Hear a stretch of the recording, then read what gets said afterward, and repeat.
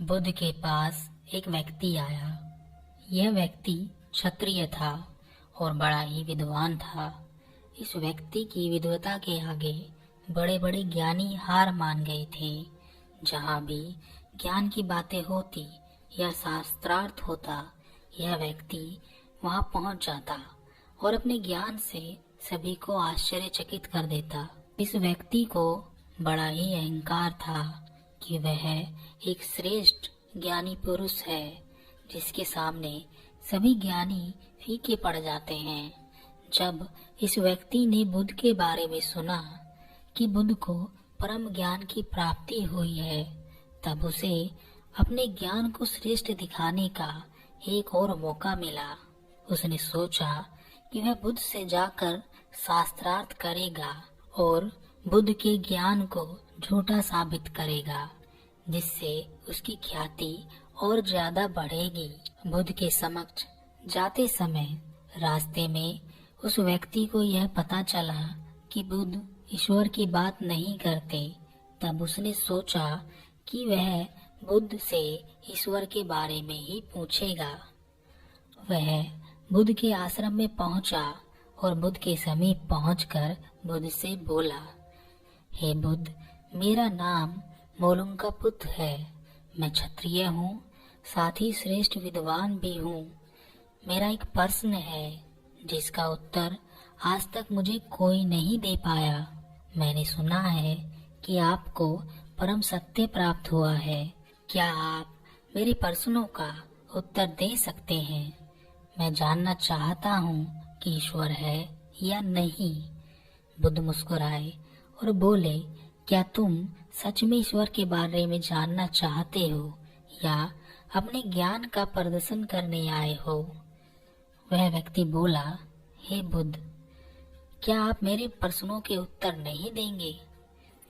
बुद्ध ने कहा, मैं तुम्हारे हर प्रश्न का उत्तर दूंगा, लेकिन क्या इतने बड़े प्रश्न का उत्तर पाने के लिए तुम कुछ दांव पर भी लगा सकते हो? क्योंकि ऐसे प्रश्नों का उत्तर सहज नहीं मिलता। उस व्यक्ति ने सोचा, बुद्ध मुझसे ज्यादा से ज्यादा क्या मांग लेंगे?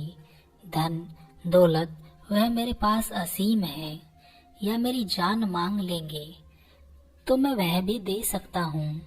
कुछ सोचने के बाद वह व्यक्ति बुद्ध से बोला, ठीक है बुद्ध, जो आप कहें वह मैं करने के लिए तैयार हूँ।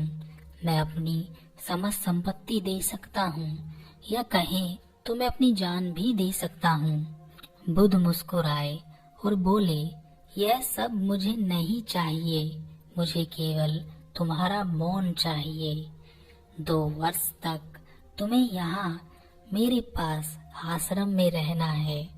इन 2 वर्षों तक तुम्हें मौन धारण करना है। अगर तुम 2 वर्ष तक मौन धारण कर पाए तो ठीक आज से 2 वर्ष बाद मैं तुम्हारे सभी प्रश्नों के उत्तर दूंगा। वह व्यक्ति घबराया और उसे लगा कि बुद्ध ने यह क्या कह दिया।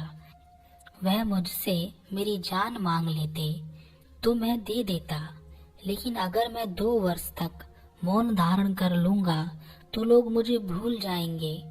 मैं किसी को अपना ज्ञान प्रदर्शित भी नहीं कर पाऊंगा। लेकिन वह कह चुका था कि वह सब दांव पर लगाने के लिए तैयार है, इसलिए पीछे भी नहीं हट सकता था। इसलिए उसने कह दिया, हे बुद्ध, जैसा आप कहें, मैं 2 वर्ष तक मौन धारण करने के लिए भी तैयार हूँ। बुद्ध ने उस व्यक्ति से कहा, आज तुम आराम करो, कल सुबह से तुम्हें मौन धारण करना है। रात भर वह व्यक्ति बेचैन रहा और सोचता रहा, मैं कहाँ फंस गया। अच्छा खासा मैं अपनी राह चल रहा था, यहाँ तो मेरी बाजी ही उल्टी पड़ गई। सुबह हुई तो वह व्यक्ति चुपचाप बैठा रहा, मौन धारण किए हुए। एक दिन तो उसने जैसे तैसे निकाल दिया, लेकिन वह एक दिन में ही बेचैन हो गया। वह रोज एक एक दिन गिनता रहता। ऐसे करते करते उसे 4 माह बीत गए। वह बुद्ध को अपने शिष्यों से प्रश्न पूछते देखता तो उस प्रश्न का उत्तर देने के लिए वह लालायित होता, लेकिन वह बोल नहीं पाता क्योंकि उसने मौन धारण किया था। 4 माह में उसके अंदर अनेक बदलाव आए। वह क्रोधी हो गया। वह कुछ बोलता तो नहीं था, लेकिन उसकी आंखें हमेशा लाल रहती, जैसे कि वह अपनी सुध बुध खो रहा हो। कभी वह हताश और निराश बैठा रहता तो कभी व्यर्थ ही इधर उधर भागता। एक दिन वह एक बड़ा पत्थर लेकर बुद्ध के समक्ष आया और वह पत्थर लाकर बुद्ध के सामने पटक दिया और वहां से भाग गया। बुद्ध रात के समय उस व्यक्ति के पास आए और उसे अपने साथ एक तालाब के पास ले गए और उस व्यक्ति से बोले, तुम चाहो तो मुझसे कुछ पूछ सकते हो। मैं तुम्हें कुछ समय के लिए मौन तोड़ने की इजाजत दे सकता हूँ। उस व्यक्ति ने ना में अपनी गर्दन हिला दी। बुद्ध ने कहा, तुम दृढ़ संकल्पी हो। तुम तालाब में देखो, क्या तुम्हें तालाब में चंद्रमा दिखाई देता है? उस व्यक्ति ने हाँ में गर्दन हिलाई। बुद्ध ने कहा, अब एक बड़ा पत्थर लेकर आओ और उस पत्थर को इस तालाब में फेंक दो। उस व्यक्ति ने एक बड़ा पत्थर लिया और उस तालाब में फेंक दिया। बुद्ध ने कहा, अब इस तालाब में चंद्रमा को देखो, क्या तुम्हें चंद्रमा वैसा ही स्पष्ट दिख रहा है जैसा कि पहले दिख रहा था?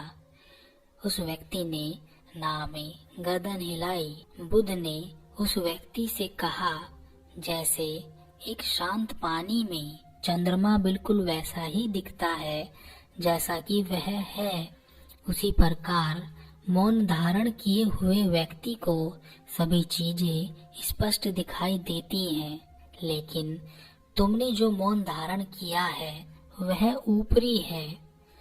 तुम्हारे अंदर ना जाने कितनी आवाजें हैं, कितना शोर है। क्या तुम अंदर ही अंदर सबसे बात नहीं करते? उनसे भी जो यहाँ नहीं है तुम बातें करते रहते हो। पानी में पत्थर मारने से पानी में हलचल होती है। इसी हलचल के कारण पानी में तुम्हें चंद्रमा सही प्रकार से दिखाई नहीं देगा। जितनी ज्यादा हलचल होगी उतना ही तुम सत्य से दूर रहोगे। इन 4 माह में बाहरी मौन धारण करके तुमने अपने अंदर जो ऊर्जा एकत्रित की है उसे व्यर्थ क्रोध में नष्ट मत करो। उसे अपने शरीर में ही समाहित होने दो। अपने आप को शांत पानी की तरह बनाओ जिसमें तुम हर परछाई को स्पष्ट रूप से देख पाओगे। वह व्यक्ति बुद्ध के चरणों में गिर पड़ा। उसके बाद उस व्यक्ति ने 2 वर्ष तक बाहरी मौन के साथ साथ आंतरिक मौन को भी साधा। 2 वर्ष पूरे हो जाने के बाद बुद्ध ने उस व्यक्ति से पूछा, तुम्हारे 2 वर्ष पूरे हो चुके हैं, तुम जो पूछना चाहते हो वह पूछ सकते हो। 2 वर्ष के बाद उस व्यक्ति ने पहली बार अपने मुख से पहला शब्द बोला, बुद्ध। उसकी आवाज में इतना आकर्षण था, इतनी करुणा थी कि हर कोई उसे सुनना चाहता था। उस व्यक्ति ने बोला, हे बुद्ध, जब मैंने आपसे पहली बार प्रश्न किया था तब मैं अपने आप को श्रेष्ठ ज्ञानी मानता था, लेकिन अब मुझे पता चला कि मैं बड़ा मूर्ख था। मैंने अपने अंदर अज्ञान ही अज्ञान इकट्ठा किया था, लेकिन अब वह सब अज्ञान दूर हो गया है। मैं प्रश्नों से खाली हो गया हूँ। अब कुछ भी पूछने के लिए नहीं है। चारों तरफ उत्तर ही उत्तर है। वह व्यक्ति बुद्ध से आज्ञा लेकर अपनी यात्रा पर आगे निकल गया। मौन एक बड़ी शक्ति है। हम सब पूरे दिन में न जाने कितनी बातें करते हैं, हमारा शरीर जो भी ऊर्जा पैदा करता है, हम उसे बातें कर करके नष्ट कर देते हैं। हमारे शरीर की ऊर्जा का एक बड़ा हिस्सा हम व्यर्थ की बातों में ही निकाल देते हैं। और ऐसा इसलिए भी है कि हमारा शरीर अधिक ऊर्जा को संभाल नहीं सकता, इसलिए वह ऊर्जा के निष्कासन की प्रक्रिया को अपनाता है। अगर आप मौन धारण करते हैं, तब आपके अंदर धीरे धीरे ऊर्जा इकट्ठी होती जाती है और आपका शरीर उसे स्वीकार नहीं करता। तब वह आपको क्रोध दिलाता है ताकि उस ऊर्जा को बाहर निकाल सके, लेकिन बिना चीखे चिल्लाए, बिना गुर्राए क्रोध भी आसानी से बाहर नहीं निकलता। इसलिए जब आप मौन धारण करते हैं, क्रोध के जरिए संपूर्ण ऊर्जा बाहर नहीं आती, तब आप अवश्य अपना मौन तोड़ ही देंगे। इसके अलावा कोई और रास्ता भी नहीं है, क्योंकि यह संकल्प है और हर संकल्प ऊर्जा का स्रोत होता है। लेकिन अगर आप मौन को समझेंगे तो आपको पता चलेगा मौन बाहर से हो या ना हो, आंतरिक मौन होना आवश्यक है। जब आप अंतर से मौन होते हैं, तब आप बाहर से अपने आप मौन हो जाते हैं। तब आप अपनी ऊर्जा को भी देख सकते हैं कि किस तरह वह क्रोध या काम के जरिए बाहर आना चाहती है।